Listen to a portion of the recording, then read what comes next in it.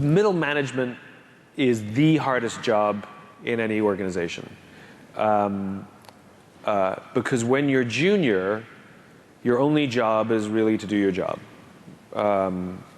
That's it. And you get trained how to do your job. I mean, you all have to be licensed and go to school and learn how to do the job of being an accountant. And if you're really good at it, you eventually get promoted. And you eventually get promoted to a position where you're now responsible for the people who do the job you used to do. But the problem is they don't give us any training how to do that. You know? And senior people are thinking about entirely different things. They're thinking about the firm, they're thinking about strategy. And the problem is, so you have this middle group that's in this sort of weird mix where they have to be strategic but not majority strategic, and they have to be tactical but they're not majority tactical, and they have to translate what's going up here to down there and down here to up here, and most things break in the middle. Because I'll meet firms where the leadership's amazing and they're visionary and they care about people and they want to do the right thing, and then I go down to the front line and they're like, yeah, this place is the worst. And so I'm like, what happened between here and there? And it's the middle. Most things break in the middle. And so I think there are two factors. One is we don't train people how to lead, right? So as I said before, when you were junior, we have to know what to do. We just do our jobs, we have to be good at it. And as we become leaders in this middle management, we're now transitioning to this job. We're now responsible for the people who do the job we used to do, but nobody is teaching us listening. Nobody's teaching us communication skills. Nobody's teaching us effective confrontation. Nobody's teaching us how to give and receive feedback. Nobody's actually teaching us leadership.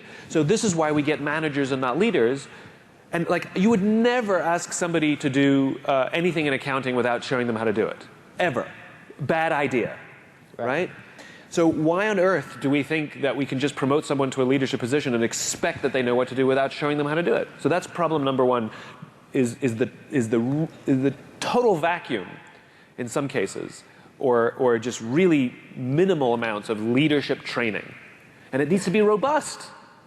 The other problem that I come across very often is I get some really wonderful self-taught leaders in middle management. They're reading books, they're going to conferences themselves, they're watching TED Talks. I mean, they're students of leadership, they have mentors. I mean, they're really making a go of it, and they complain that the senior management, all they care about is the quarterly earnings. And so the problem we have there is they're trying so hard to do the right thing, but management really doesn't care.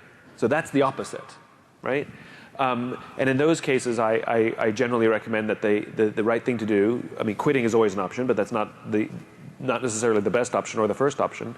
But I always recommend to be the leader you wish you had, which is, I get the question, it is one of the, if not the most common question I get, which is, what do I do when I'm trying to do the right thing and my boss or my boss's boss or my boss's boss's boss just don't get it, you know? All they care about is money before people.